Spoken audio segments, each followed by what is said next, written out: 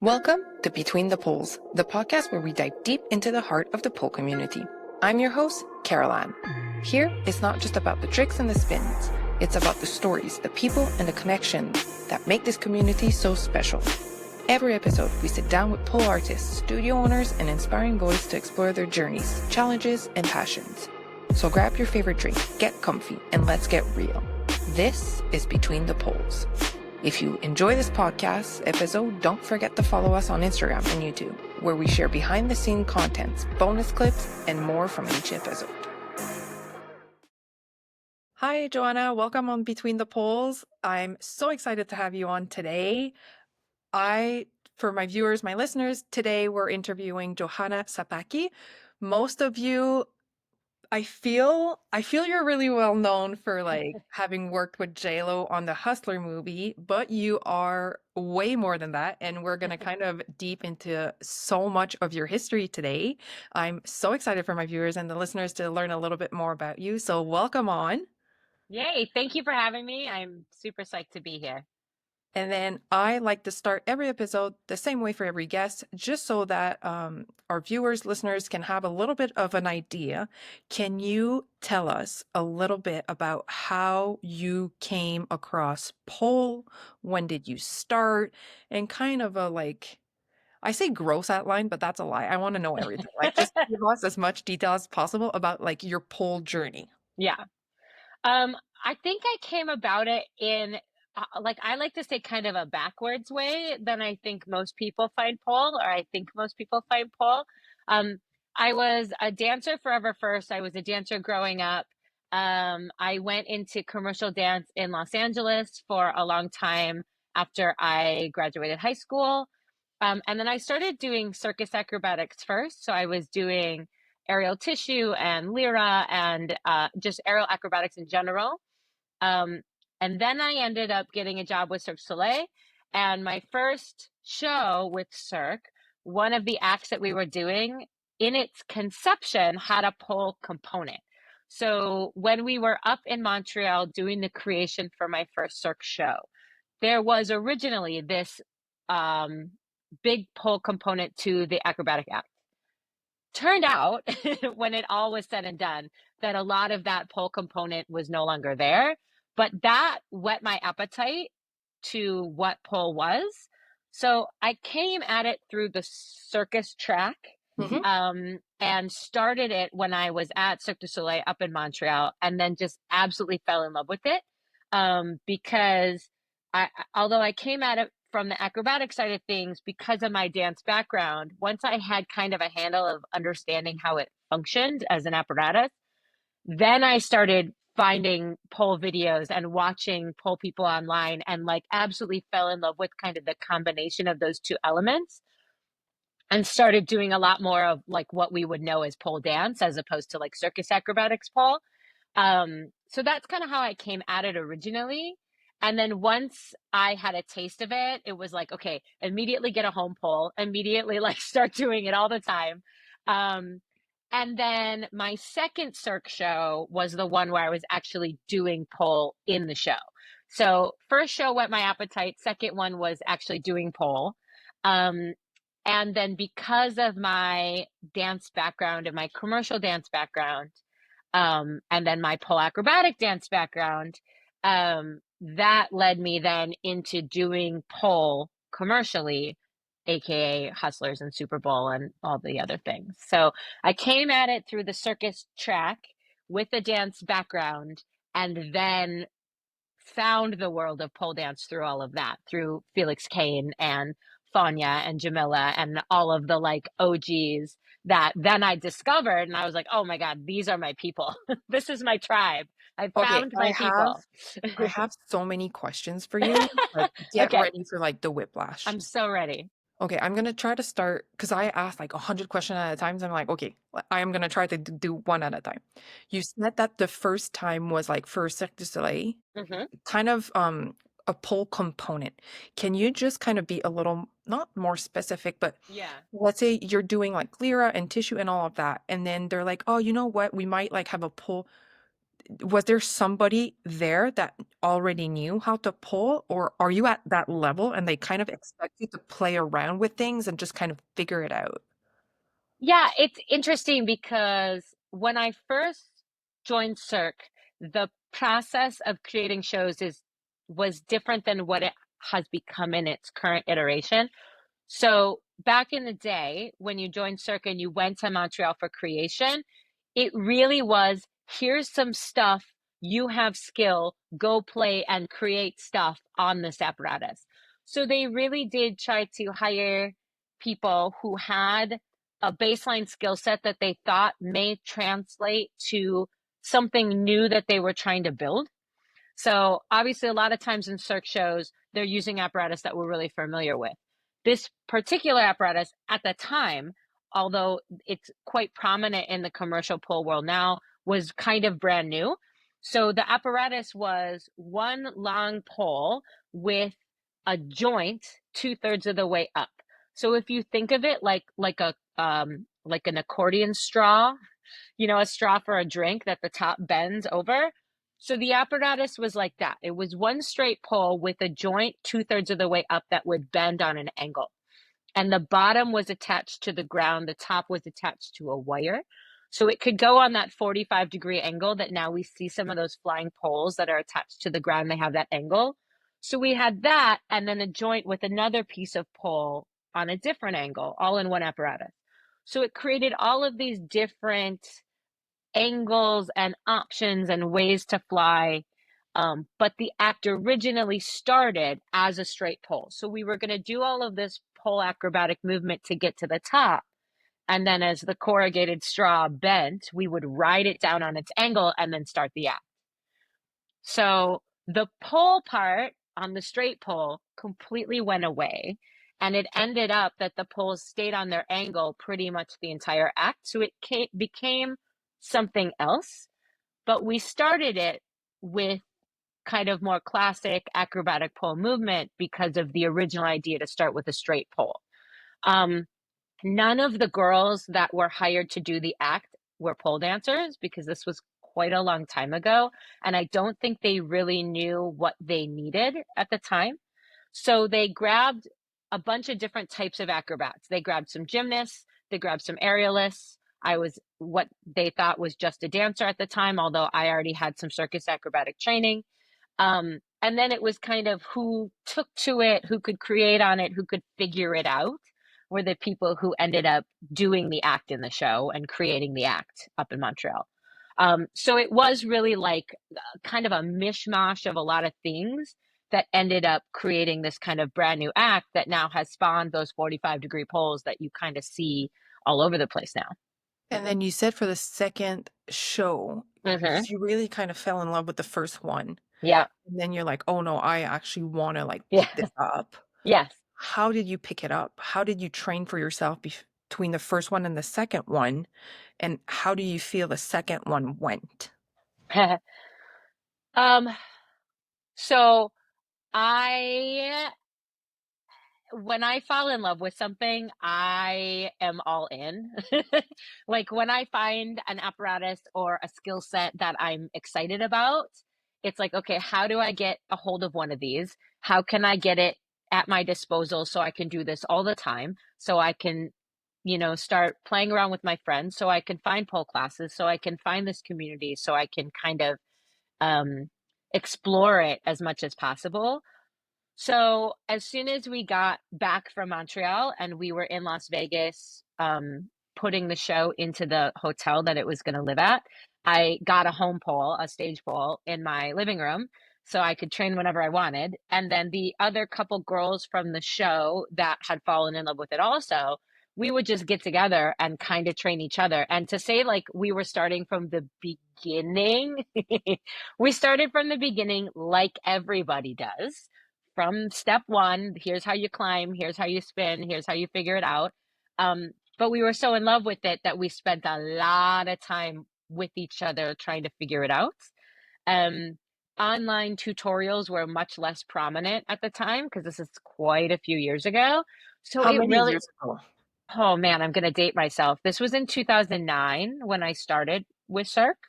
So it was like maybe fall of 2009 when we got back to Vegas and I started training on my home pole.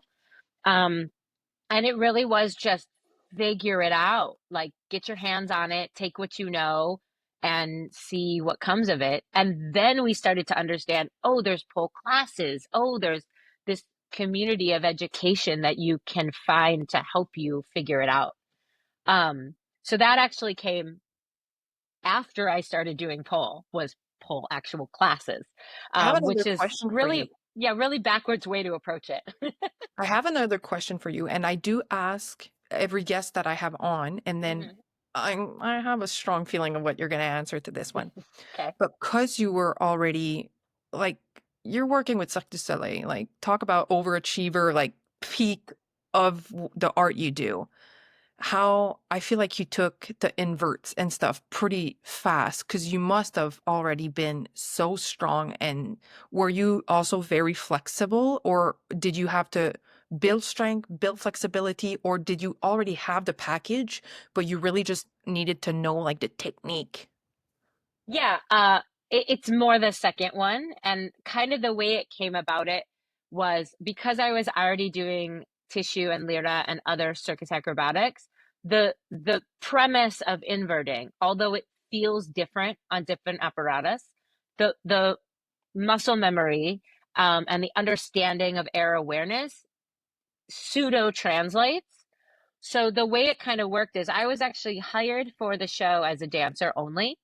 And I kind of knew from the beginning, because I was already doing circus arts, that that's not all I wanted to do in the show. But I had to convince them that I was capable of more because they tend to really put you in a box. They hire you as one thing and they stick you in that box and there you stay. So when we got up to Montreal and I started watching what the gymnasts were training on, I was looking at what they were doing, going, I know that, I understand that because I'm doing that on other apparatus. I'm doing that on aerial tissue already. The idea of an outside leg hang, essentially, I understood it, I could see it, I felt like I could do it.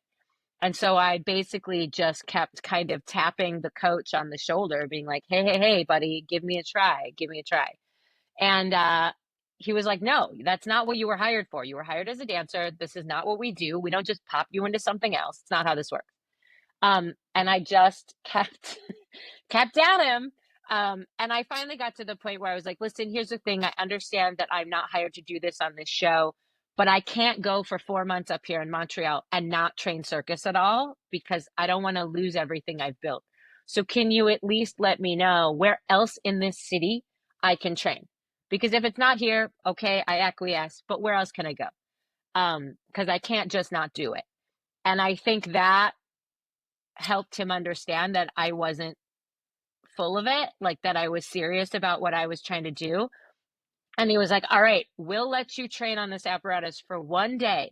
And then you have to stop asking me. Like, no more. You get one day and then shut up about it.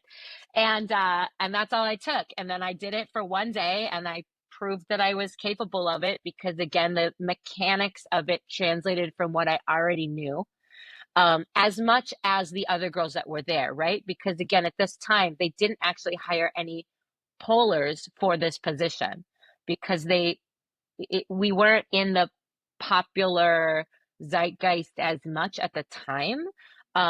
This was before Instagram. Facebook was barely a thing. Like this was, it wasn't as prevalent to be able to find polars. So they found acrobats and were hoping they could transition them to be able to do this new thing.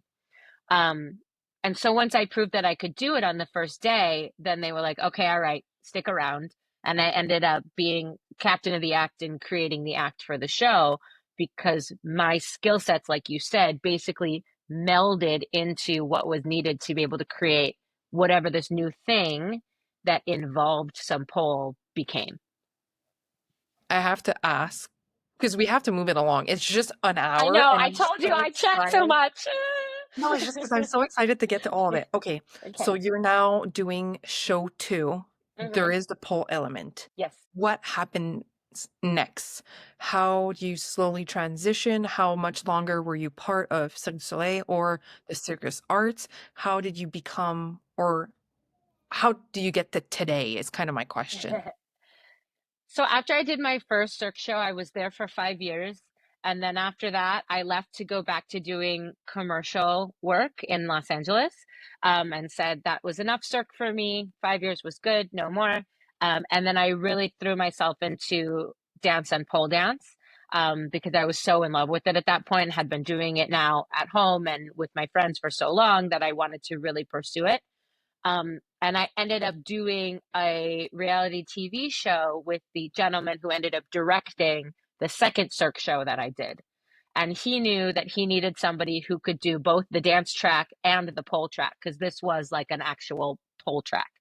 Um, so we needed somebody that could competently do both of those things. And I was working with him at the time on a different project. So he talked to me about it, and we had long chats about what it was going to be and if I wanted to do it. And that's how I got on board with my second Cirque show.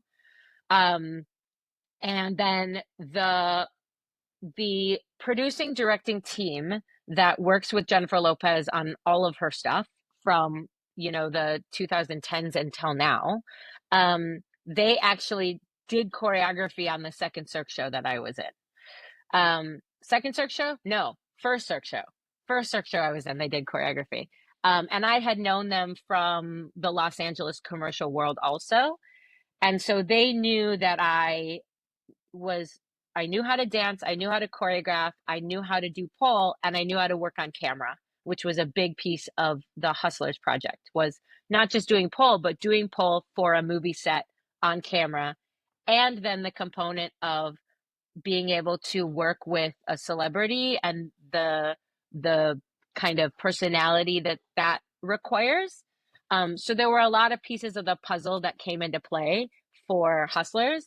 And so that producing directing team, Nappy Tabs, Tabitha and Napoleon Dumo, called me and just said, "Hey, we need somebody who can teach Jennifer to do pole and then can choreograph the scene on camera. You want to do it?" And I was like, yes, yes, please. That sounds like a freaking dream.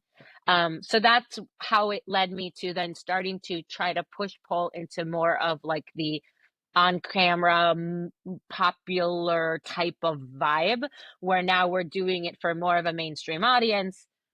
That job led to Super Bowl because it was the same teams of people.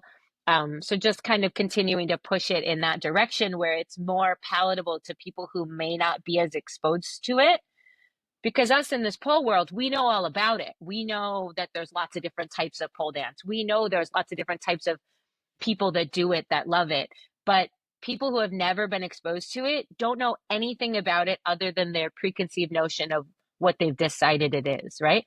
And so it's kind of been like a mission now to try to put it in front of people's eyes that may not come across it regularly, and show them really what it takes to do this and how amazing the people are who do this thing called pole dance. Okay, I have once again like literally a million question. I will start. Where do I even start this? I will start, I think, with how did you approach building a routine? Let's say for Mm, hustle, mhm. right? For somebody who does not pole dance already, how do you kind of go about thinking about what you would want to be able to put together? Because you have to, like, there's a lot that goes into it, right? Like how strong, how flexible, what moves would look good, like you said, like on camera. How long do we have to do this? Because people might not realize, but like a shoot, right? You have to shoot the thing over and over. Like pole is a lot of stamina. There's only so much. So if you're putting like the hardest possible move in there, you only have a couple of runs. That's it, Right, right? right, So how did you from the beginning how like what did you start planning and how close or how far from what you thought was going to happen is what we see in the movie? right. Um, So it's really interesting because I've done pole on camera for a lot of different projects at this point. Like for example, I did and this will lead to the answer to this question, but like I did pole on So You Think You Can Dance season 10 or something like that. And for a project like that, it was just about the moves, like the pomp and circumstance of doing cool stuff on stage in this minute and a half long something, right? So the approach to that is make it look cool on camera. And it pretty much ended there, right? That was the purpose. For Hustlers, it all started with the script and understanding the character and what the character needed to accomplish or prove in that scene. So it was me talking with the director sending me the script, reading through the story, trying to understand who this person is. The approach was very much like, what do we need to accomplish in this scene? More than anything else. Let me understand what the director wants. And then once I understand that, like you said, then how long do we have to do this? Because Jennifer, while very strong and obviously with a fantastic dance background, had never touched a pole ever before, ever. She had never even, she says, never been to a strip club before we started working on Hustlers, ever.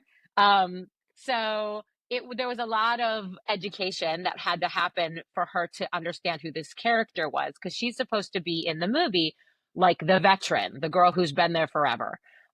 So we had to get her to a place where she could hopefully convincingly be super comfortable with what she was trying to do. And then there were conversations with Jennifer like, all right, do you want to use a body double? She said, absolutely not. If she was going to do it, she made sure she wanted to do it. She's like, you have to show my face. I want people to see that it's me. We're not going to body double it. And we had a body double ready to go. And she was like, I'm not putting in all this work for it to not be me. Um, we had about 8 weeks total from like Sure. yeah, from day one to shoot day. And 8 weeks, it's not like we're working every day because it's Jennifer Lopez, like she's a busy woman. So we had home poles brought into 3 different locations in Miami, in New York, and in Los Angeles. And whatever she was doing, whatever project she was working on in those locations, I would go to those locations, made sure her home pole was set up ready to go. And then we would have sessions wherever she was that kind of fit into her crazy schedule whenever it worked out. That is Um, really time consuming for you. So you spend those 8 weeks being just like, I might need to take an airplane tomorrow. Correct. Yep. Wow. And I was still working for Cirque at the time. So I had an understanding with Cirque that I was like, listen, if I got to go, I have to go because I'm doing this other project. And they were willing to work with me on it, which was fantastic. But to your point, it was very streamlined on what moves do we want in this scene, teach her those things because we only have this amount of time.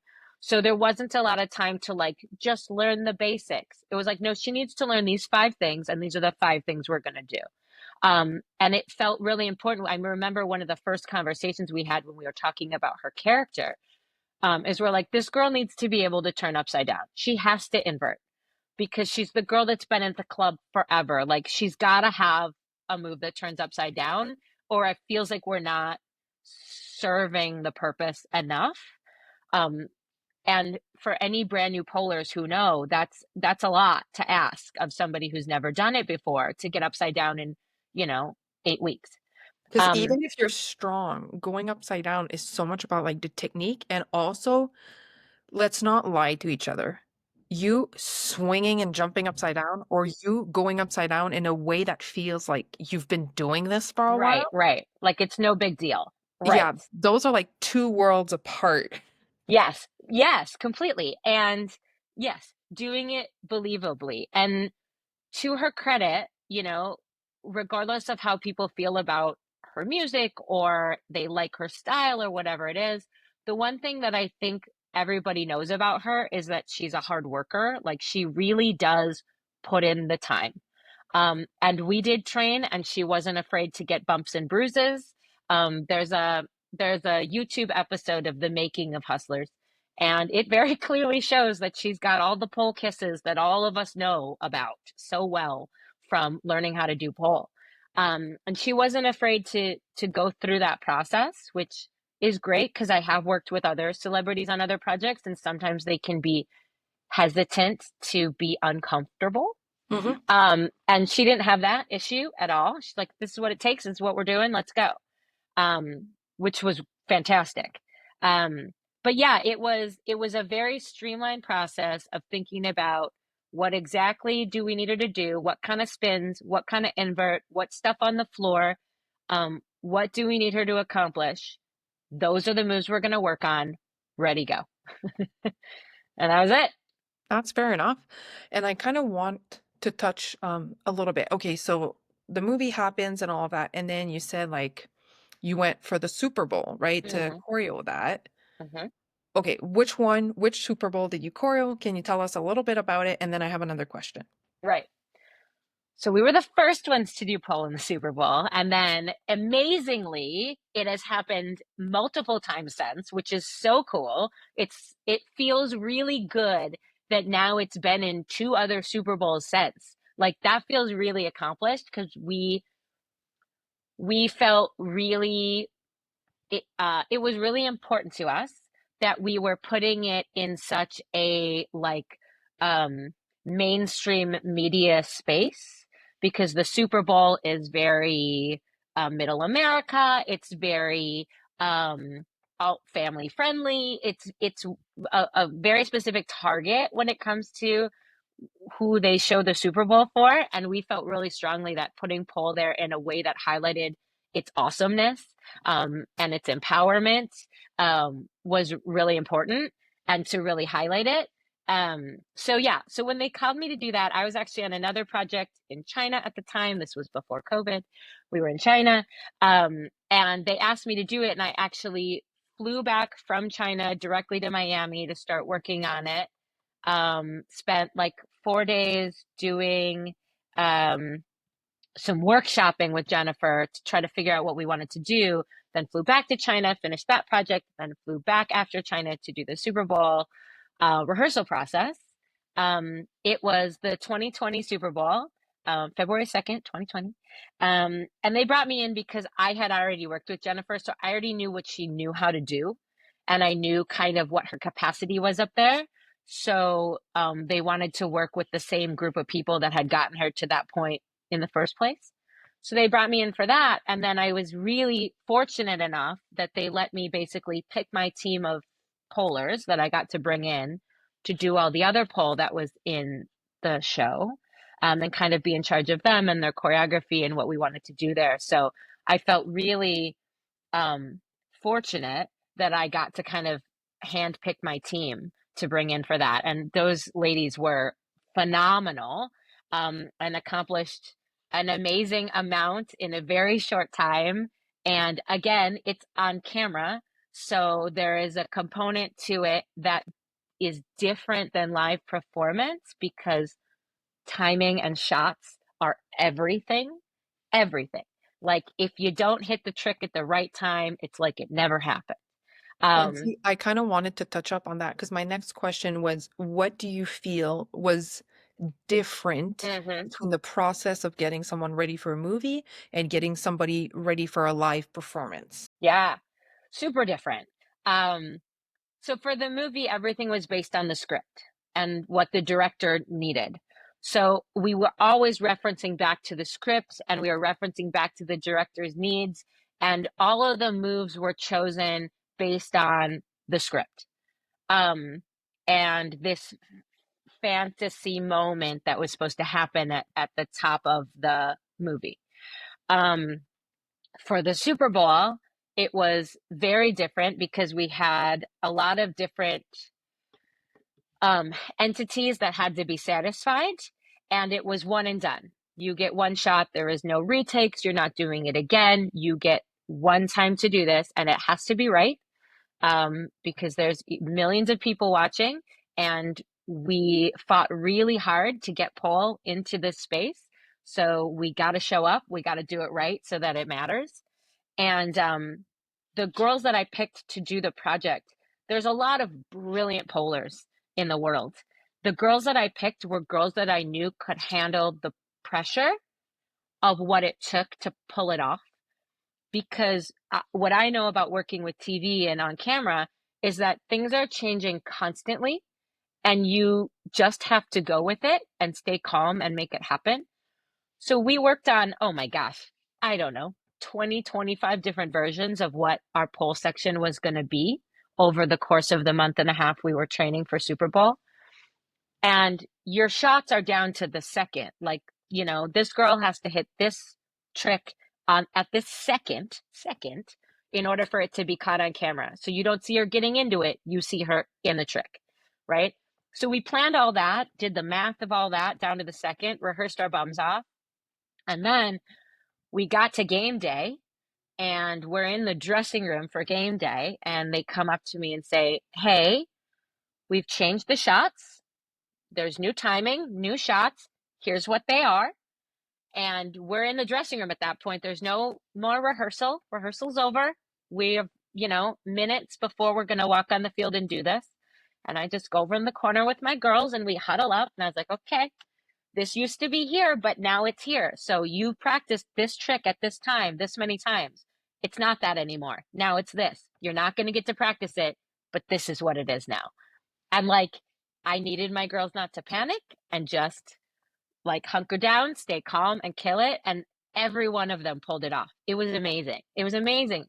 I guess that's when you also see kind of the experience take on, and Exactly. when these girls have these moves, right? They know the moves. So now they don't have to concentrate on getting the move. They have to concentrate on when am I asked to do this, in what sequence or what angle or whatever. But Yes. that's when you're like grateful that you have people that feel so comfortable in those exact moves that you want them to hit.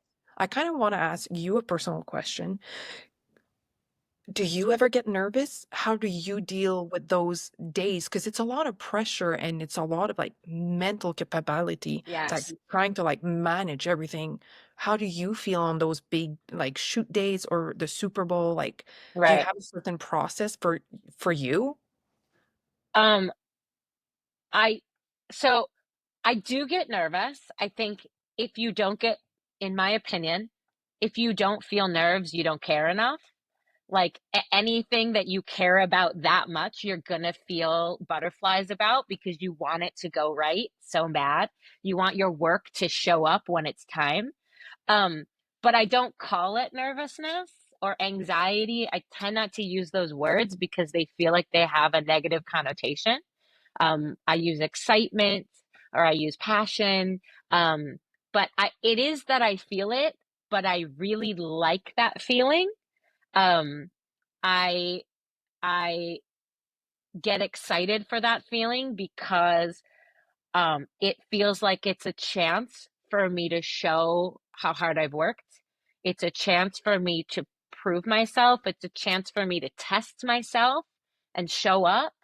Um, I like the feeling of being able to um, show the work that nobody gets to see, right? Because we all work so hard in our studios and in our trainings and off the pole to try to be able to accomplish what we want to accomplish, regardless of what that goal is. And people don't see all the work that goes in. They see that little product at the end, right? Um, and if that's what we get to show, then you want to pour everything you can into it so that hopefully they get even a smidgen of all of the passion it took to get there. So, yes, I get nervous. I mean, even 5 years doing my second Cirque show and doing a solo pole act all the time, still, right before you fly out over the crowd, of course you get nervous. If you don't, you're not present in the moment. It's gotten too easy, time to move on, new challenge. Can I ask you like what's next? And I mean that because I'm like, well, you've already like done Cirque du Soleil, so you think you can dance, like movies and fuck the Super Bowl. You know what I mean? Like, so do you feel like it's enough? Or are you someone who always strives for more? Are you striving for more? Are you striving for different? Mm, Like, where do mm. you see yourself going? What would be one of your personal goals, like on all of this, on your journey? Oh my gosh, I feel like I should be like laying on a sofa because this is a perfect therapy question. Okay. Is it enough? Oh, that's such a big question. So it's hard because like my gut answer is like, no, it'll never be enough. But that's a slippery slope because at some point, what I tell my students all the time, because I teach constantly, and what I tell my students all the time is that like you can want more for yourself and still be satisfied with who you are, that they don't have to be separate. That I think sometimes we get stuck wanting more so much that we can't feel pride in who we are today. And I think that can be real tricky, because if I'm never satisfied because I'm always looking to the next thing, then am I enjoying what I'm doing? Am I happy with what I'm doing? Or am I always looking to the next thing? However, if I'm too satisfied with where I am, then do I stop moving forward? So it's this like delicate balance, right? Um, what I've moved into more and more as I've continued to move through the entertainment business, is now I'm doing a lot more act creation and show creation. So whether it's putting large scale productions together, or um, working as a movement coach, or I spend a lot of time with acrobats that have um, a lot of skill set, but are not schooled in knowing how to put an act together or put a number together. And because of my choreography background and my dance background, I really love being able to craft an act and craft the character and musicality and being able to put it all together. So I do a lot of that with artists that will come to me and say, "Hey, I want to create this kind of an act, and this is my vibe, and this is what I want to do. I don't know how to put it together." Um, so I'm doing a lot more of that, a lot more show creation. Um, and yeah, I'm kind of moving in that direction. The performer in me will never die, because I love that piece of the puzzle so much, and I am still performing. But I'm doing a lot more of the choreography and production side of things now. So the next big However, project is with Ringling Brothers. I'm associate director for the new Ringling Brothers show. So right now we're in the production process of putting that together for the show that opens at the top of 2026. that's really exciting. I have Yeah, another question for you. hit me. And then maybe this is really sad or weird. I'm not sure. Okay. Do you ever feel a void or like sadness? And what I mean by that is you train, you train, you train. You're like, go, go, go. Let's say preparing the Super Bowl. The Mhm. Super Bowl happens. Is there kind of some grief that Aftermath? happens like the morning after? Do you get up Yeah. and you're like, what do I do today? Like, you know what I mean? Yes, I do. I really do. A good friend of mine who I've worked with on many projects, who's an incredible acrobatic conceptor and has brought me on to work with him on many projects. I remember telling me about that void. I was going to work on a project with him, and he was talking to me about, we do all of this incredible work. We pour our hearts and souls and bodies into this creation, but creations are not residency shows. Creations have a shelf life. And once you've created it, then it's done. And like you said, then what? Then you wake up the next morning and go, like, what now? And you feel this emptiness of like, oh my God, am I ever going to work again? Oh my God, what's the next job? Oh my God, what do I do now? Oh my God, am I done? Like all of these thoughts creep in. And I think it's human to feel that loss after something is finished. It's hard to like create something and then send your baby out into the world, and then there it goes and you're no longer a part of it. You sit back. Um yeah, it's a hard feeling to fight, and I struggle with it. I think like a lot of entertainers and people that are passionate about their skill set do. I try my best. It's a work in progress. I try my best to remind myself that I have something to offer, and that if I have something to offer, that the job will come. And I just have to have faith in my abilities to provide something unique. Uh, and that if I work hard enough and I put myself out there enough, that the right job will come to me. Um, I really do feel like there's a lot of work out there as long as we keep our options open, and as long as we feel like we're there to help each other. I do feel like there's a lot of good work for a lot of good people, and not every job is right for me. And the best thing I can do when a job comes along that's not right for me is to help find another person for that job that it is right for. And if I keep helping other people get jobs, then hopefully they'll help me get jobs, and now everybody's working. Um, so yes to that feeling. Absolutely. And it's part of the hustle is real vibe of this entertainment business, is that you never get to kind of just lay back and be finished. You're always trying to figure out, okay, now what? Okay, now what? I want to ask you kind of one last big question and then we'll move on to the last segment. And I'm going to give you whiplash because it's not about anything you've actually like accomplished. It's more Okay. about like, you as a person. Okay. The more I do this podcast and I get to sit and chat with just amazing people at like the peak of their art, right? There's also a side of it, which is entrepreneurship.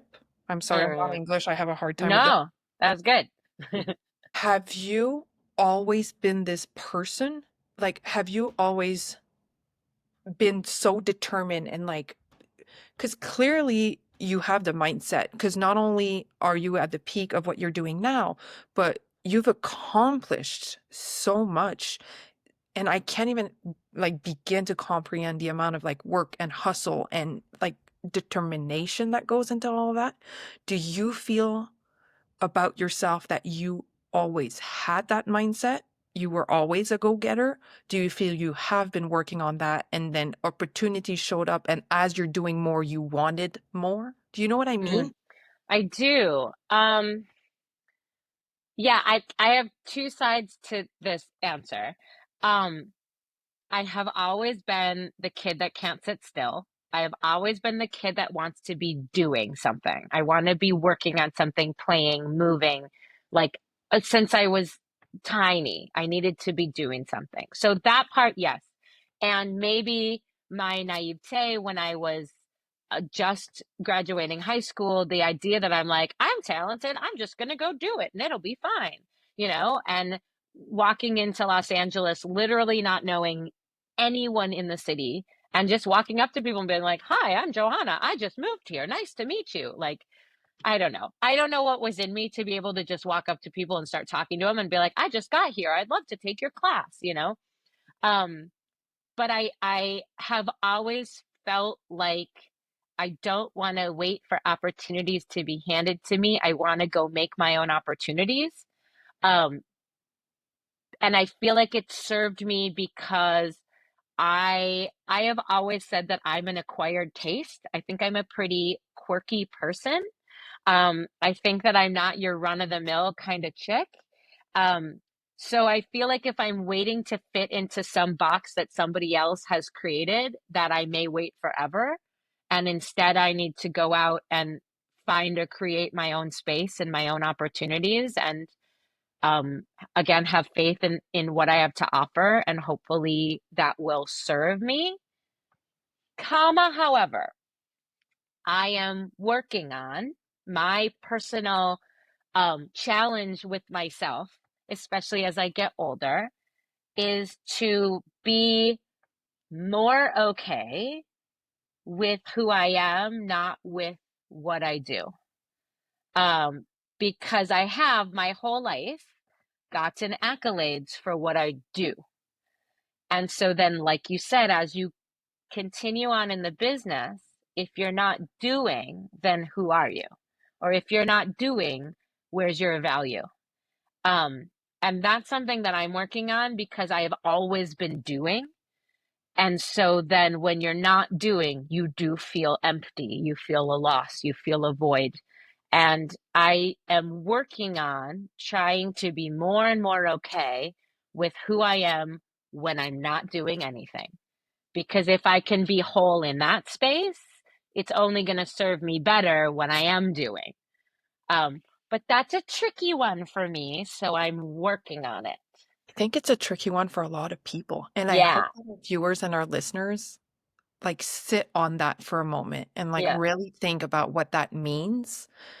Cause yeah, like even for my own self, like it's just as hard. the host of this podcast, the more I chat with people that do and I'm like, oh my God, they're right. And then I sometimes like move from an interview just being like, wow, that's an amazing like thought. And it's just Uh, because anybody on this podcast is like a really like accomplished, right, at what they do in their line of work or whatever, and then they tell me things like that, I'm like, wow, I can't even imagine, right? Like I can't even imagine you like, yeah, the day after the Super Bowl, where you're like, okay, I'm not working on this massive thing, but I'm still who I am. Right, Uh, like I'm still like someone, not because I'm now not doing this, that I'm right, any less worth of.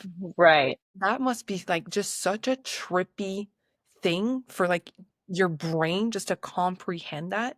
And I Totally. love what you said. I didn't even think about that, but yeah, you're right. I'm sure you've gone through your life, people just applauding like what you've done, but then you're like, but I've done these things, but I am somebody without these things as well. Do you applaud that I'm kind, that I'm courageous, that Mm, I'm outgoing, that I, right? And I'm like, oh my God, that is yeah.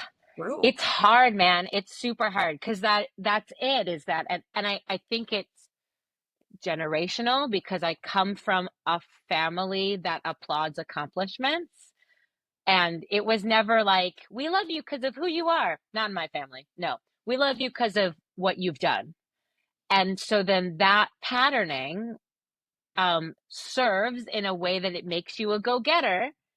However, you do have to hopefully find the space, like you said, within yourself to be like, I hope that the only reason people aren't around me is because of what I've done, right? Like, I hope that there's more that is there than just my accomplishments. Although I'm very, very proud of them, I need to remind myself that that isn't ultimately what serves in the long run. I There's a little anecdote about working with Jennifer because people always ask what it's like to work with her, and I'm like, she's a human. I know it's crazy to think of her like that, but she's a human, and to think that she doesn't need reassurance um, and support, just like everyone else, is crazy. Like, yeah, it was day one. She struggled. Of course she did. It was day one. And did she need reassurance that she was doing good? Yeah. Yeah. And as her coach, that was part of my process, was to make sure she understood that she's going down the path. She's hitting the same markers as everyone else. Good job. Keep going.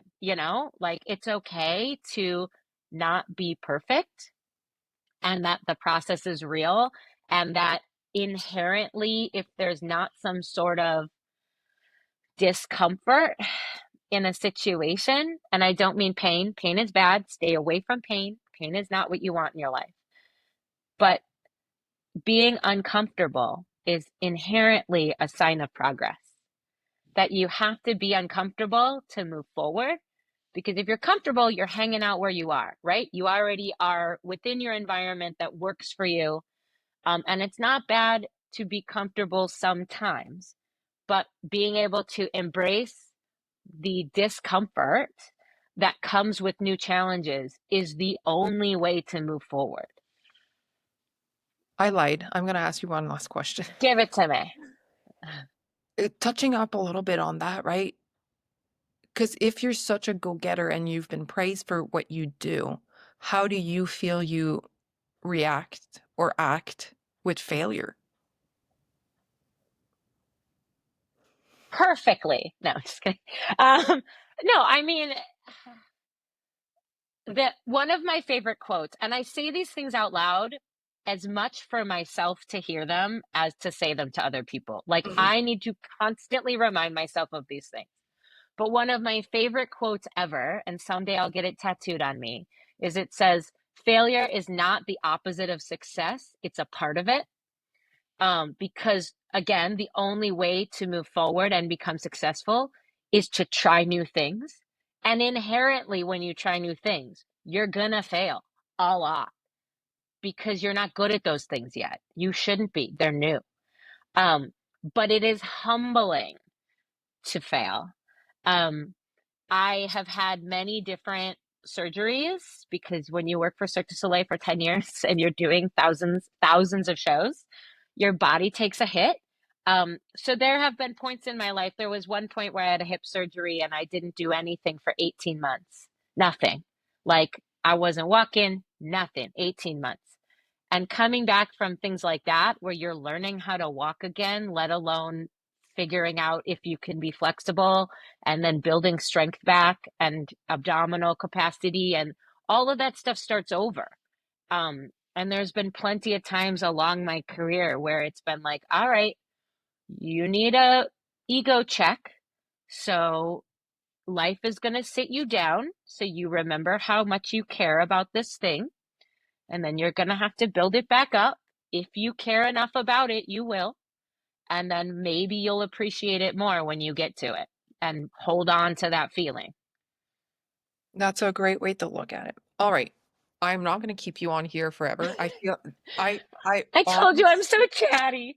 I love it. And I'm not taking away anything from any of the other guests. I think so far this would probably be my favorite episode I've ever filmed with anybody. Thank you Yay! so much. It My was pleasure. incredible. Yay. I will bring us to the last part of this podcast, which we call the last grip.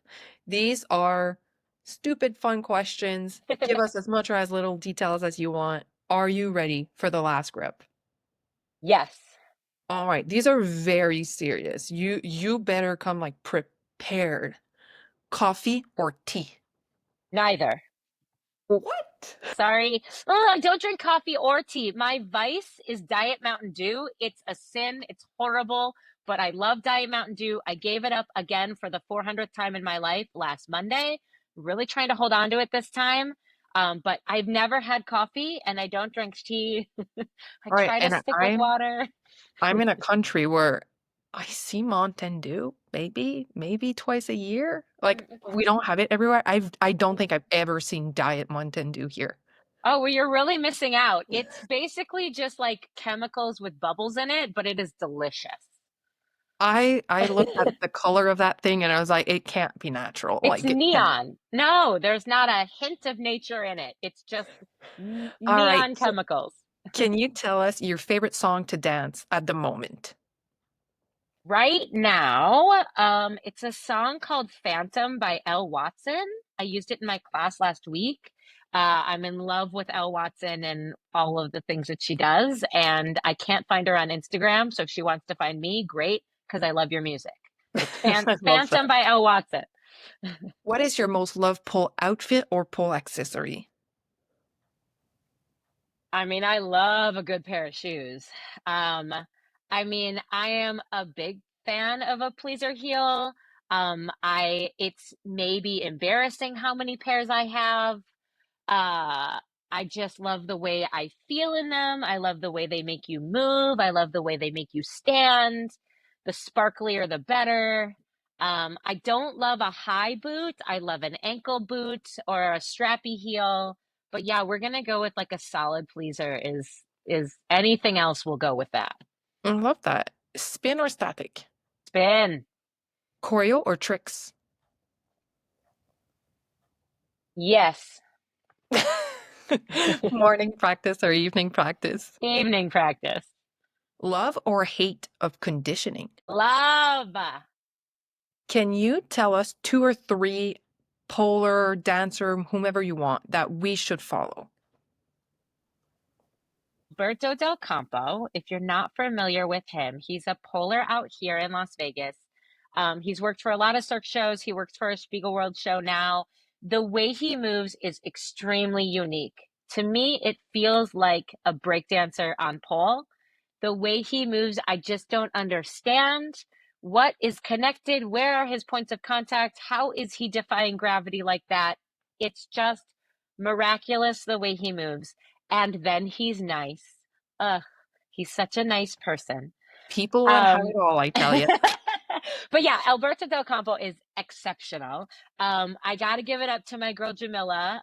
Jamila DeVille is one of the OGs. She is such a veteran in the pole world, but she's constantly still trying to improve and train and challenge herself. And again, just an incredible human, a lovely, lovely person. And then my last one is probably Marlo Fiskin because I just think the way she moves on static pole is genius. It's beautiful. All right. Can you tell us your nemesis move or a move you just really don't like or don't like how it looks or just doesn't fit your body? Yeah, listen, I don't need to ever do a spatchcock ever, like ever. Like, I get it, they're fun. I'll teach it to you in class, but if I never did one, it'd be fine. And here's why. I do have a reason for it. Because once you've seen Felix Kane do it, just leave it alone. Let it be hers. She's so gorgeous at it. She's got those hyperextended knees that bend backwards like a bird. And the way it looks on people who do it exceptionally well, I'm like, dope. There's lots of other tricks that are for me. I can do it, but not like that, man. That's the one. It's What just, would be what would be your favorite move? oh, mm. My favorite move? I mean, I love a drop split just because of the reaction it gets, because it's not hard, but the audiences love it. So, we'll say drop split, but that's hard because I like the flow of it all. I like a good combo that flows really nice. But then end it in a drop split and everybody's happy. All right, and I am not going to keep you on here any longer. Thank you so much for today. It was amazing. Yay! And I hope our viewers, our listeners, I will put all your info in the caption. Make sure you give Johanna a nice follow and likes and support and comments on your page. It really helps everybody out. Thank you so, so much. Yay! My pleasure. This was awesome. Thank you. Thanks for joining us on Between the Poles. If you love this episode, be sure to hit follow and leave us a review. It helps more pole lovers find the show. And for exclusive bonus content, behind-the-scene footage, and extra pole goodness, follow us on Instagram and subscribe to our YouTube channel. Until next time, stay strong, stay connected, and keep spinning your story. This was Between the Poles.